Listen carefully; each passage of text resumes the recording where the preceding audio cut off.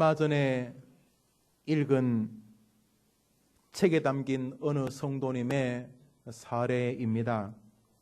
저는 지난 명절에 고향에 내려가서 외삼촌과 오랜만에 늦은 밤까지 대화를 했습니다. 외삼촌과 대화하다가 젊을 때에 돌아가신 외할아버지가 박수무당이었다는 사실을 알게 되었습니다. 그리고 우리 집안에는 내가 모르는 자살한 친척 몇이 있었다는 이야기도 들었습니다. 서울에서 대학 다니던 둘째 아들이 교통사고로 죽은 슬픈 기억을 가진 외삼촌은 우리 집안에는 저주가 붙어 있다고 술잔을 기우시며 흐느끼셨습니다. 방에 돌아와 그 밤 그 이야기가 계속 마음에서 귓가에서 울렸는데 돌아보니 지나온 내 삶에도 좋지 못한 일들이 참 많았던 것 같습니다. 몸은 이유 없이 어릴 때부터 자주 아팠고 결혼 후 낳은 아이들은 하나같이 몸이 약했으며 그중 한 아이는 선천적으로 심장이 약했습니다. 남편의 사업은 하는 일마다 신통치 않았고 나는 최근 들어 우울증 증세가 심해 고통스러운 데다가 가끔은 자살의 충동까지 생기는 이 모든 일이 조상들의 죄와 그들의 저주와 상관이 있다는 생각을 하게 되었습니다. 그 즈음에 어떤 분이 소개해주는 책을 보았는데 내용은 저주가 흐르는 가게, 저주가 흐르는 족보가 있다는 것이었습니다. 읽고 많이 무서웠습니다. 그 책의 핵심은 가게의 저주를 받은 사람들에게는 대표적인 약 7가지의 징후가 나타나는데 정신적인 쇠약, 고질적인 질병, 임신, 불능이나 유산, 가족 간의 반목, 지속되는 가난, 빈번한 사고, 자살 혹은 때이른 죽음이라고 말하고 있었습니다. 모두 저와 깊은 상관이 있어 보였습니다. 정말 저에게는 조상들의 저주가 흐르고 있는 것입니까? 저와 저의 집은 저주를 받은 것입니까? 여러분 어떻게 생각하십니까? 저주가 흐르는 가게가 있습니까? 조상들의 죄로 인한 저주가 후손들에게 유전됩니까? 성경은 무엇이라고 말씀합니까? 말해봐요. 결론적입니다. 아닙니다. 그런 것은 없습니다. 신명기 24장은 이렇게 말합니다. 아비는 그 자식들을 인하여 죽임을 당치 않을 것이요 자식들은 그 아비를 인하여 죽임을 당치 않을 것이라. 각 사람은 자기 죄에 죽임을 당할 것임이라. 자식이 아버지 때문에 내가 심판하지 않고 부모를 자식 때문에 나 여호와는 심판하지 않는다고 하나님이 말씀하셨습니다. 에스겔서 18장은 이렇게 말합니다. 아들은 아비의 죄악을 담당치 아니할 것이요 아비는 아들의 죄악을 담당치 아니하리니 의인의 의도 자기에게로 돌아가고 악인의 악도 자기에게로 돌아가리라.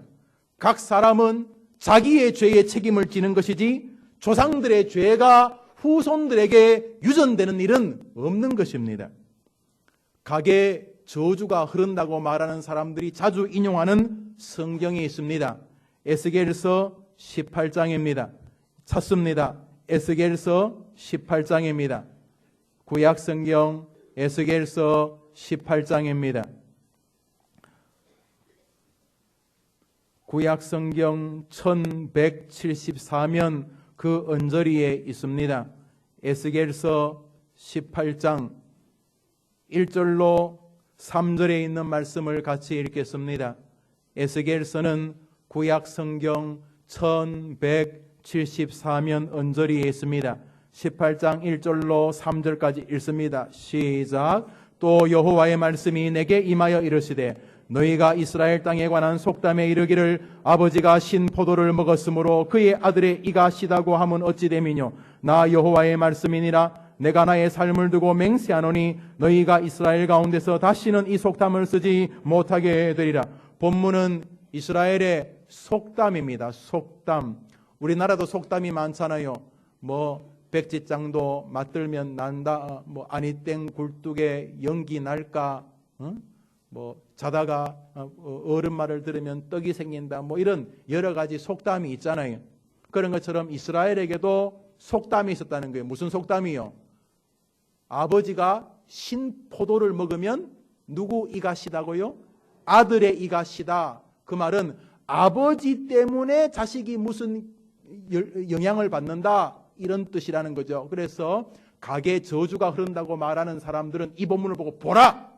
아버지가 포도 먹었는데 왜 자식 이가 시냐? 그건 아버지의 죄가 자식들에게로 유전되는 것이 증거다. 바보들이 아닐 수가 없습니다. 3절을 읽습니다. 다시 읽습니다. 3절입니다. 시작. 주 여호와의 말씀이니라. 맹세하노니 너희가 이스라엘 가운데 다시는 이 속담을, 이 내용은 이런 것이, 이스라엘 백성들이 우리 조상들의 죄 때문에 우리가 이렇게 고통을 당한다.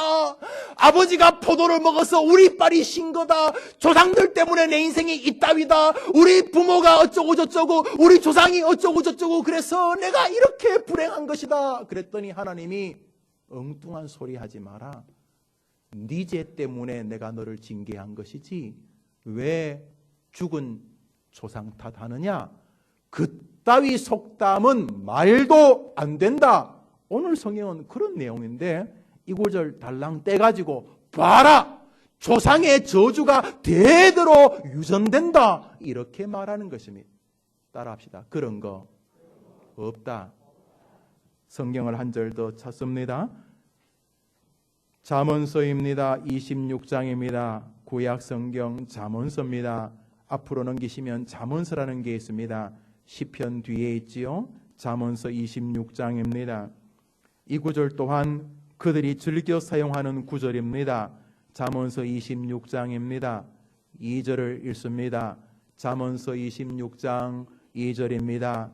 구약 성경 940면 그 언저리가 됩니다. 잠언서 26장 2절 읽읍시다. 시작. 까닭 없는 저주는 참새가 떠도는 것과 제비가 날아가는 것 같이 이루어지지 아니하느니라. 따라합시다. 까닭 없는 저주는 없다 라고 이 본문을 해석한 것입니다. 까닭 없는 저주는 이르지 아니하느니라. 까닭 없는 저주는 없다. 봐라! 까닭 없는 저주가 없다. 지금 내가 이렇게 안 좋은 것은 묘자리를 잘못 썼거나 이렇게 안 좋은 것은 조상들의 저주 때문이다. 이렇게 말하고 있는 것이 이 본문이. 봐라! 까닭 없는 저주가 어딨냐? 지금 이렇게 뭐가 안 좋은 것은 조상들하고 상관이 있다. 2절은 그런 뜻하고 아무런 상관이 없는 구절입니다. 제가 번역해서 읽어보겠습니다. 표준 세번역이 원어에 가장 적합하고 우리 한국민들 언어에 이해되게 번역이 되어 있습니다. 들어보시죠. 까닭 없는 저주는 아무에게도 미치지 않으니 이는 마치 참새가 떠도는 것과 같고 제비가 날아가는 것 같다. 까닭 없는 저주는 아무런 영향도 미치지 않는다. 허무한 것이다. 제비와 참새가 머리 위에서 움직이다가 휙 날아가면 아무것도 없는 것처럼, 허무한 것처럼 까닭 없는 저주는 아무런 의미가 없다. 그러니 너는 다니면서 사람들에게 함부로 저주하지 마라. 아무런 의미 없는 것이다. 이런 뜻입니다. 그런데 까닭 없는 저주가 없으니 조상들의 죄를 한번 살펴봐라. 그리고 조상들의 죄를 없애는 특별 기도문을 해야 된다. 기독교 구판이지요. 기독교 무당인 것입니다. 성경은 그런 바에 대해서 아는 바가 없습니다. 그러나 적지 않은 많은 사람들이 이 동양적 사상, 조상들의 저주와 자기와 상관이 있다는 믿음을 가지고 교회 생활을 하고 있습니다. 그리고 이 가게의 저주가 흐른다고 말하는 사람들이 대표적으로 사용하는 구절이 바로 오늘 저와 여러분이 읽었던 출애굽기 20장입니다. 출애굽기 20장 5절로 돌아갑니다. 출애굽기 20장 5절입니다. 출애굽기 20장 5절입니다. 3절 4절 우상을 섬기지 마라 하는 것이죠. 5절 읽읍시다. 시작. 그것들에게 절하지 말며 그것들을 섬기지 말라. 나 내 하나님 여호와는 질투하는 하나님인즉 나를 미워하는 자의 죄를 갚되 아버지로부터 아들에게로 3, 4대까지 이르게 하거니와. 6절입니다. 시작. 나를 사랑하고 내 계명을 지키는 자에게 1000대까지 은혜를 봐라. 하나님께서 아버지가 시원찮으면 아들에게로 3, 4대까지 징계와 저주가 흐르게 한다고 성경이 분명히 말하고 있지 않느냐? 응? 부모의 저주가 3, 4대까지 분명히 미친다고 말하지 않느냐? 이 저주의 이 피가, 이 저주의 이 유산이 이 집으로 가게로 흐른다는 거 분명하다. 봐라! 이렇게 말합니다. 그들에게 제가 물어봅니다. 그러면 뒷구절에 나오는 하나님을 사랑하고 하나님의 계명을 지키는 자에게는 1000대까지 은혜를 베푼다고 하셨는데, 그러면 죄와 저주가 유전되어서 가게에 흘러서 후손들이 저주를 받는다면, 선대가 하나님을 잘 믿으면 그 후대 1000대는 예수 안 믿어도 구원받는다는 겁니까? 가계에 저주가 흐른다면 축복도 흐를 텐데, 이 가계에 저주가 흘러서 후손들이 저주를 받는다 치면 예수를 잘 믿는 집안의 후손 1000대는 예수님 안 믿어도 하나님 오냐 너는 구원받을 수 있다 하신다는 겁니까? 반기독교적이고 사단적입니다. 그런 거 없습니다. 사랑하는 여러분, 오늘 본문은 집안에 예수 믿어도 저주가 흐른다는 이야기가 아닙니다. 그건 불가능한 내용입니다. 주님을 조롱하는 것입니다. 예수를 믿는 우리에게 무슨 집안의 저주가 남아있다는 말입니까? 예수님이 우리를 구원하시지만 집안의 저주는 못 구원하셔서 집안의 저주는 끊임없이 우리를 끌고 다녀야 된다는 것입니까? 십자가에 예수님이 죽으셨는데 다 하셨는데 이 집안의 저주는 해결 못하시고 불안하게 죽으셨다는 것입니까? 말이 안 되는 것입니다. 그런즉 누구든지 그리스도 안에 있으면 새로운 피조물이라. 이전 것은 지나갔으니 보라 새 것이 되었노라. 할렐루야. 할렐루야.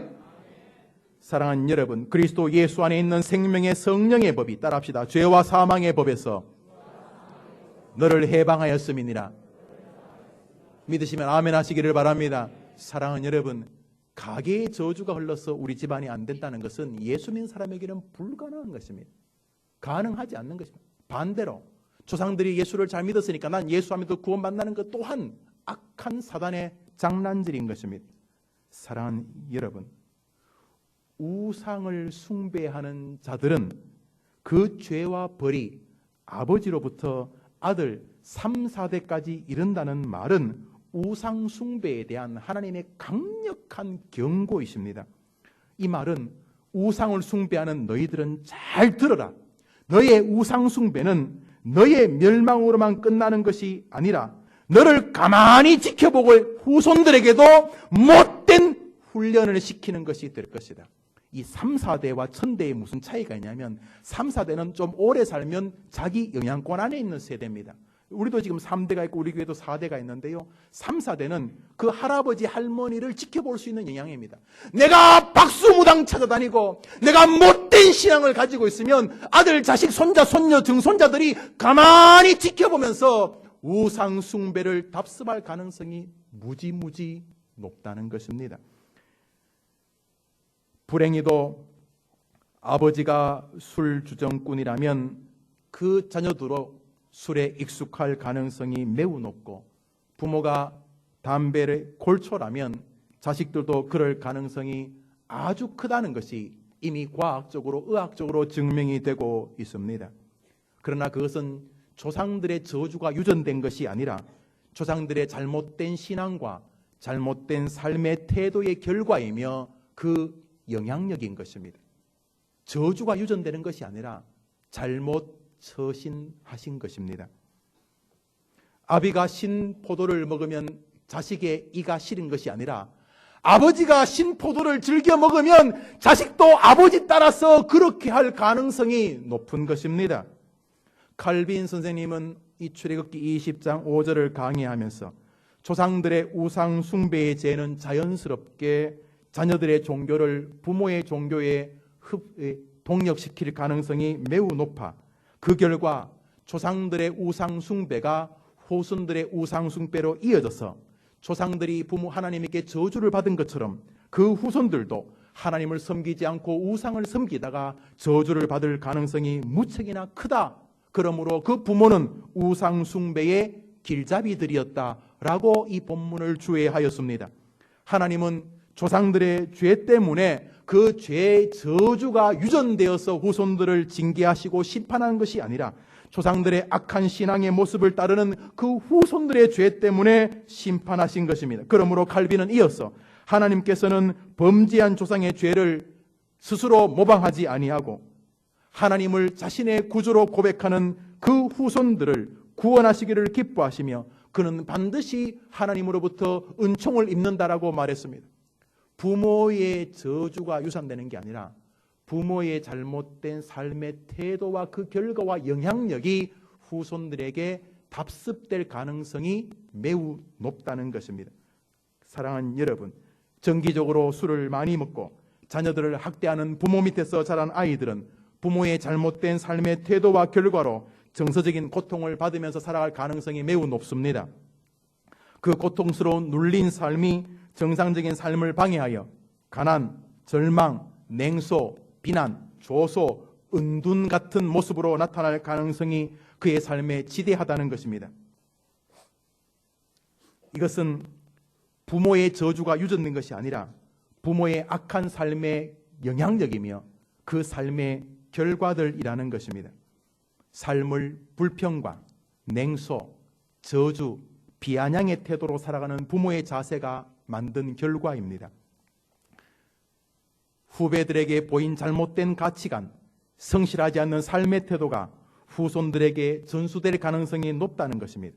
앉으면 교회와 신앙에 대하여 부정적인 믿음의 태도를 견지해 자녀들에게 보인 그것이 아이의 신앙을 삐뚤게 만들고 그 아이가 결국 신앙을 혼돈스럽게 어린 시절을 보내어서 온전한 믿음에 서지 못한 것은 조상 탓이 아니라는 것입니다. 교회 탓이 아니라는 것입니다. 아이에게 저주를 전수해 준 당신의 잘못이라는 것입니다. 사랑하는 여러분, 조상의 저주가 유전되는 법은 없습니다. 그러나 조상의 잘못된 삶의 태도와 신앙의 자세는 자녀들에게 분명히 영향을 끼친다는 것이 청교도들의 논리였고 칼빈의 주장이었고 대한예수교 장로의 합동측 우리 교단의 정신입니다. 사랑하는 여러분, 그러므로 여러분들은 오늘 본문을 보면서 더 이상 나는 우리 집안에 자살의 영이 있다 그런 거 없어요. 우리 집안은 박수무당 영이 그런 거 없어요. 물론 악한 자들이 신내림으로 영혼을 잡지만 그 사람은 그 사람이고 여러분은 다른 사람이.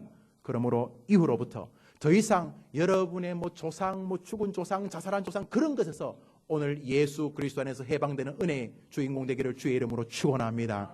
그러므로 이제부터 여러분의 정신을 믿음으로 채우시기를 바랍니다. 합시다. 내 정신을 믿음으로 채우소서. 여러분의 말을 소망의 심장에 담았다가 꺼내시기를 바랍니다. 한번 합시다. 내 말을 소망의 호수에 담았다가 뱉게 하옵소서. 말이 절망과 저주와 낙담으로 나가게 하지 마십시오. 여러분 말을 꺼내어서 소망의 그릇에 한번 담궜다가 하나님 앞에 사람 앞에 뱉는 해림교회 교인들 되기를 주의 이름으로 축원합니다. 그리고 여러분의 손을 사랑의 태도로 바꾸십시오.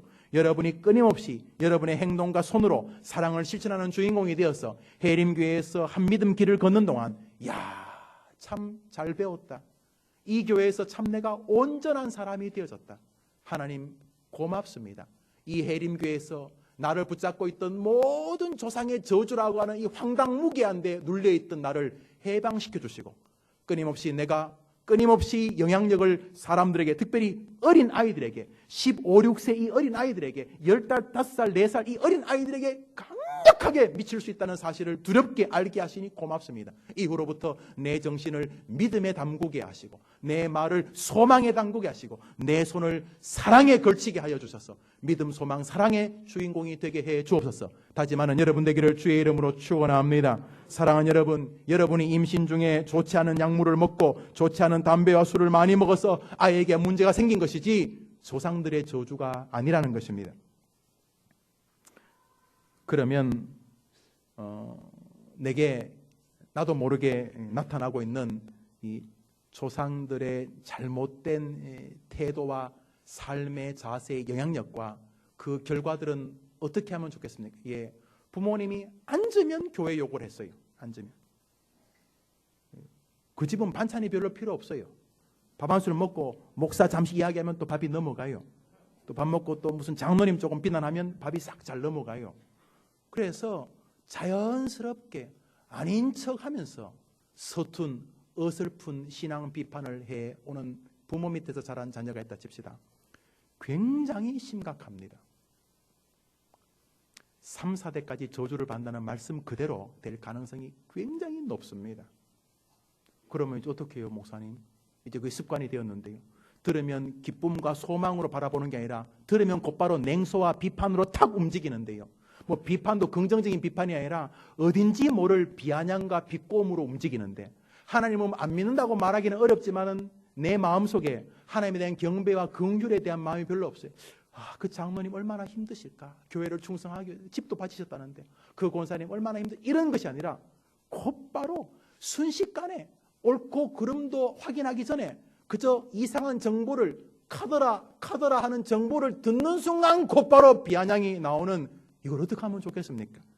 나면서부터 그랬는데, 어릴 때부터 식탁에서 목사는 다 비아냥거리고 교회의 중직은 비아냥거리며 교회는 다 비아냥거릴 수 있는 대상처럼 신앙생활하는 부모 밑에서 자랐는데 나는 이제 어떻게 하면 좋습니까? 그것이 내 삶에 그대로 나타나는 것은 이제 운명인데 할 수 없는 것 아닙니까? 나는 어릴 때부터 아주 안 좋은, 부모님이 날마다 술 먹고 싸우고 칼 가지고 찌르고 도망다니고 그런 거 보면 자랐는데, 내 머릿속에 내 인자에 그런 것이 뭐 저주가 유전된 건 아니더라도 그런 것들이 내 머리에 막 각인되어 있는데 이제 어떡합니까? 어떡합니까? 운명이니까 탄식하며 그런 냉소와 조소적인 삶에 당해 그대로 그렇게 살아야만 되는 것입니까? 예수 믿는 사람에게도 찾아오는 부모들 혹은 조상들의 잘못된 죄의 결과와 영향력들을 내가 이제 어떻게 하면 좋습니까? 해림교회 3부 예배 나온 나는 어떻게 하면 좋겠습니까? 따라합시다. 그리스도 안에는, 크게 하시기를 바랍니다. 그리스도 안에는 언제나 길이 있습니다. 믿으면 아멘 해보시기 바랍니다. 여러분들이 뭐 정신병 약을 먹든 뭐 그런 것이 해결될지는 모르겠어요. 그러나 그리스도 안에는 완벽한 해결의 길이 있는다고 믿으시면 크게 아멘 해보시기 바랍니다.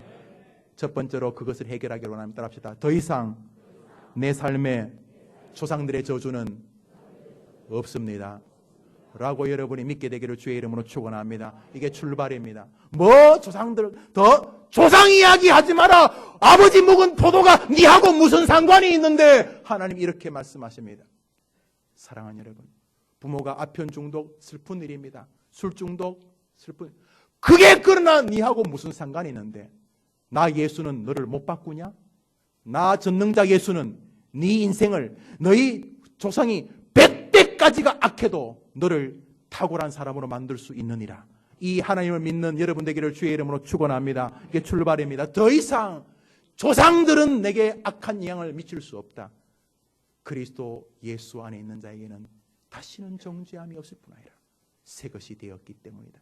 한 번 더 따라합시다. 더 이상 조상들은, 죽은 조상들은, 가계의 저주는 내 인생에 아무런 영향도 미칠 수 없음을 나는 믿습니다. 아멘 하시기 바랍니다. 이게 출발이면 또 무슨 뭐 묘짜리 잘못 썼다 그런 말 하면, 뭐 우리 집안에 자살한 그런 말 하지 마세요. 천년 만년 그런 게 많아도 여러분이 예수 믿는 사람, 예수 믿는 순간 예수의 전능한 영이 여러분을 능력적으로 바꾸신 줄 믿습니다. 이어서 여러분들에게 또 하나 기억해야 될 것은 따라합시다. 내 삶에 다가오는 고통은 결코 저주가 아닙니다. 이게 굉장히 중요한 교리입니다. 왜냐하면 이 가계 저주가 흐른다는 사람들은 바로 고통의 문제를 착각하기 때문입니다. 지금 고통을 겪고 있는데 그것이 안 좋은 것인데, 그것은 죽은 조상들과 상관이 이렇게 자꾸 연결하는 것인데 시작이 잘못되었습니다. 고통이 안 좋은 것인데 이것이 저주의 결과니까 조상들로 찾아가보자, 잘못된 것입니다. 욥기는 말합니다. 나의 가는 길을 오직 그가 아시나니, 따라합시다. 그가 나를 단련하신 후에는 내가 정금같이 나오리라. 고통은 저주의 결과라면 주님을 조롱하는 것입니다. 여러분, 요즘 보니까 이렇게 다니다 보면 길거리에 이렇게 금 사겠다, 금 팔겠다 이런 사람이 많아요. 그리고 아주 가게를 내 가지고 금 비싸게 삽니다, 뭐 이렇게 쭉 써놨어요. 금이 비싸겠죠. 여러분, 금의 불순물이 많이 더한 것이 뭐 18K, 14K, 뭐 9K 이러네. 여러분, 24K라는 것은 순금이 99% 이상 된다는 거죠. 어느 게 더 비싸요? 순금이 더 비싸죠. 여러분, 금이 이만큼 붙었고 돌멩이 있는 거 드릴까요? 이거 금 100% 여러분 드리면 드릴까요? 말 같자니까 대답도 안 하세요? 따라합시다. 내가 너를 단련한 후에는 너가 정금같이 나오리라. 단련은 욥의 고통이며, 알죠? 욥 고통당했어요. 그런데 이 고통은 조상의 저주와 상관이 없어요. 이 고통은 하나님이 좀 만들고 싶고, 여러분을요, 이 김 목사를 조금 이렇게 목사처럼 좀 만들어서 좀 이렇게 해리비켜서 좀 써먹으려고 하신 거예요. 여러분도 마찬가지고, 하나님이 여러분을 금으로 만드는데 여러분이 갑자기 뭐라 그래요? 왜 조상의 저주가? 하나님이 갑자기 웬 생뚱? 야 임마, 내가 너를 지금 금 만드는데 갑자기 네가 웬 조상의 저주는 뭔 말이야? 야 임마, 나 여호와가 너를 이렇게 단련해서 금 만드는 중인데 지금 뭔 소리 하는 거야? 저주가 웬 소리냐? 고통이 저주라고 누가 그런 소리 했는데? 시편 140편은 말합니다. 따라합시다. 내가 알거니와 여호와는 고난당하는 자를 신원하시며 귀를 가까이 대고 들어주신다는 겁니다. 어떤 사람을요? 고난당하는 자를. 고난을 통해서 하나님과 더 가까워지는 것입니다. 고난을 통해서 하나님께로 나오게 하는 것입니다. 고난을 통해서 복 주시는 건데 갑자기 고난을 받으면 한다는 소리가 조상들의 죄를 이야기하는 것입니다. 웬 조상들의 이야기? 아, 네 머릿속에는 고통은 저주라는 도식이 있구나. 그렇구나. 하나님 말씀하시는 것입니다. 시편 119편을 제가 읽습니다. 고난당한 것이 내게 유익이라.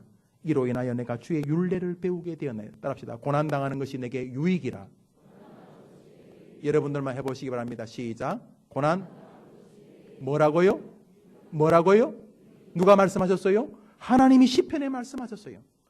고통당하는 게 유익이라고 하는데 웬 갑자기 조상의 저주가 왜 나오는 것입니까? 그러므로 이 땅의 고난을 우리가 다 이해할 수는 없어요. 내가 가는 길을 오직 그가 아시나니. 맞아요. 저도 살다 보면 잘 이해할 수 없는 게 많아요. 왜 이런 이야기가 들릴까? 아니, 왜 저럴까? 잘 몰라요. 잘 이해하려고 하는 편이에요. 그러나 잘 이해 안 되는 게 있어요. 왜요? 나의 가는 길은 내가 잘 몰라요. 나의 가는 길을 답시다. 나의 가는 길을 오직 그가 아시나니, 그가 나를 단련하신 후에는 내가 정금같이 나오리라. 믿으십니까? 그러므로 여러분의 삶에 고통이 다가오는 것이 꼭 기쁘다고 말하기는 어렵지만, 고통 속에는 하나님의 뜻이 있음을 믿고, 고통 때문에 조상 저주를 들먹거리지 않는 해림교회 산부예배 참사들 되기를 주의 이름으로 축원하는 것입니다. 마지막으로 여러분에게 하나님이 주시는 은혜는 이것입니다. 따라합시다. 탄식과 절망의 삶이 아니라 찬양의 믿음의 길을 걸어라. 사랑하는 여러분, 하나님은 우리의 입술을 두 가지 줬습니다. 그것은 찬양과 저주입니다. 우리 입은 불평과 기쁨인데요, 이 기쁨은 찬양으로 다 붙어 있습니다. 결국 여러분의 입이라는 것은 단순히 말만 아니라, 말은 이 생각과 정신의 발로 아닙니까? 우리들의 이 말, 우리들의 이 생각을 끊임없이 찬양으로 바꾸는 길을 걷는 것은 주님이 우리에게 요청하는 것이라는 사실입니다. 사랑하는 여러분, 더 이상 재수 없어, 할 수 없어, 이런 이야기는 의미가 없는 것입니다. 사랑하는 여러분, 재수 없다고 말하면 재수가 생깁니까? 불평하시면 좋은 일이 생깁니까? 안 생깁니다. 성경은 말합니다. 아무것도 염려하지 말고 하지 말라는 것입니다. 염려하고 낙심하고 절망한다고 좋은 일이 생기면 도와드릴게요. 안 됩니다. 그러나 찬양하면 역사가 일어나는 줄 믿습니다. 바울과 실라가 감옥에 갇혀서 찬양할 때에 감옥이 열리고 찬양할 때에 문제가 해결되었습니다. 사랑하는 여러분, 더 이상 조상들의 저주를 들먹거릴 시간에 하나님은 내 모든 어려움을 해결할 수 있는 분이십니다 라고 경배하고 찬양하는 여러분 되기를 주의 이름으로 축원합니다. 가장 두드러진 찬양은 말씀 앞에 서는 것입니다. 하나님은 지금도 말씀하시는 분입니다. 우리 기독교는 말씀의 종교입니다. 말씀 대충 하고 딴 거 합시다. 이건 기독교가 아닙니다. 종교 개혁은 솔라 스크립투라, 오직 말씀으로. 그러므로 여러분이 말씀을 대하는 태도가 하나님을 향한 가장 뚜렷한 경배입니다. 또 하나가 있습니다. 그것이 무엇입니까? 여러분이 이 땅을 살면서 하나님 앞에 예배의 사람이 되는 것입니다. 예배가 가장 강력한 하나님의 찬양입니다. 예배는 절한다는 것입니다. 올해 우리 교회 표어는 예배입니다. 이 예배가 결국 우리를 복과 저주로 나누는 것입니다. 말씀을 맺습니다. 사랑하는 여러분, 저주, 원망, 냉소 이런 것은 아무짝에도 쓸모없을 뿐만 아니라 내 영혼과 내 후손들까지 다 망치는 것입니다. 3대 4대 너희의 그 태도를 지켜보는 자식을 내가 기어코 저주하리라 말씀하신 것입니다. 그러면 오늘부터 바꿉시다. 우리의 입술을 찬양으로 바꿉시다. 우리의 입술을 경배로 바꿉시다. 여러분들이 하나님 앞에서 새롭게 결단하여 저주에서 벗어나 찬양의 삶을 사는 주인공 되기를 주의 이름으로 축원합니다. 찬양합시다. 저주를 끊고 내 평생 사는 동안 주 찬양하리 원망이 아니라 경배하리 주님을 묵상함이 즐겁도다 내 영혼 주 안에서 참 기쁘리 벗어납니다. 내 영혼아 주님을 송축하라 내 영혼아 찬양하라 내 영혼아 주님을 송축하라 내 영혼아 주님을 죄의 사슬에서 벗어나 다시 찬양합니다. 결심합시다. 내 평생 사는 동안 주 찬양하리 여호와 더 이상 조상들의 저주는 우리를 가로막지 못할 것입니다. 주님을 묵상함이 즐겁도다 내 영혼 주 안에서 참 기쁘리 마음껏 영광을 누립시다. 내 경배합시다. 영혼아 찬양합시다. 주님을 송축하라 내 영혼아 주님을 찬양하라 내 영혼아 주님을 송축하라 내 영혼아 우리 다 같이 일어나셔서 다시 찬양합니다. 내 평생 사는 동안 주 찬양하리 여호와 하나님 내 주를 찬양하리 주님을 묵상함이 즐겁도다 내 영혼 주 안에서 참 기쁘리 오늘 새롭게 출발합니다. 더 이상 우리는 두려운 저주에 사로잡히지 우리는 새로운 사람들입니다. 나는 하나님의 백성입니다. 더 이상 저주가 나를 붙잡지 못합니다. 내 영혼아 나는 주님을 찬양하라 내 영혼아 주님을 찬양하라 우리 시간 기도하겠습니다. 두 가지를 기도합니다. 부모에 대한 원망을 가지셨던 분들, 조상에 대해서 더러운 핏줄이라고 생각했던 분들 아닙니다. 여러분하고 아무 상관없습니다. 여러분이 예수 믿는 이상 예수님은 여러분에게 새로운 역사를 주실 것입니다. 그분은 여러분의 저주 따위를 감당 못할 분이 아니십니다. 이제 그분들에게서도 풀어나고 훈련하고 여러분들도 그분들을 용서해 드리십시오. 더 이상 조상들에게서 허덕거리지 마십시오. 그들은 여러분에게 영향을 미칠 수 없습니다. 두 번째로 예배와 말씀을 통해 하나님을 경배하는 삶을 살겠다고 고백합시다. 비참하게 앉아서 아이들 데리고 냉소와 조롱으로 교회를 대하고 말씀을 대하고 말씀 전하는 자를 대하던 삶을 끝냅시다. 이제부터 아이들이 나를 기억하는 것은 하나님을 경배하고 하나님을 찬양하고 하나님을 붙잡던 아버지와 어머니가 됩시다. 주여, 나의 모든 저주로운 내 마음을 붙잡고 있던 것들을 사라지게 하시니 감사합니다. 오늘 이후로 내 평생 사는 동안 주님을 경배하며 항상 교회 앞자리 나와 말씀과 예배의 사람이 되겠사오며 나의 삶 전반이 찬양의 삶이 되겠사오니 도와주옵소서. 우리 이 제목으로 한번 다 같이 손을 듭니다. 그리고 여러분의 하나님을 부릅니다. 주여 한번 외치고 기도합시다. 주여! 하나님 아버지 도와주시기를 원합니다. 부모의, 조상의, 집안의 여러가지 불편한 일들로 인하여 원망과 불평을 가지던 사람들, 마음에 깊은 쓴뿌리가 있었던 사람들, 도저히 부모를 용서하지 못했던 사람들, 이 아침에 해결되게 하시고 치료되게 하여 주옵소서. 고쳐 주옵소서. 회복시켜 주옵소서. 악한 귀신들은 물러갈지어다. 악한 귀신들은 물러갈지어다. 사랑하는 성도들의 마음에 예수 그리스도가 들어가 새로운 삶, 구원받은 사람, 믿음의 사람의 능력을 확인하게 하여 주옵시고 저들에게 능력의 주 하나님의 백성의 삶의 권세를 허락하여 주옵소서. 뿐만 아니라 평생을 사는 동안 하나님을 경배하며 하나님을 찬양하며 하나님을 높이겠다고 다짐하는 이 아침이 되게 하여 주옵소서. 치료하여 주옵소서. 고쳐 주옵소서. 끊어지게 하여 주옵소서. 새로운 아브라함의 조상처럼 믿음의 사람이 되게 하여 주옵소서. 이 모든 성도들의 기도를 들어 주옵소서. 하나님 아버지, 손을 들고 기도합니다. 한 사람 한 사람 붙잡아 주시는 줄 믿습니다.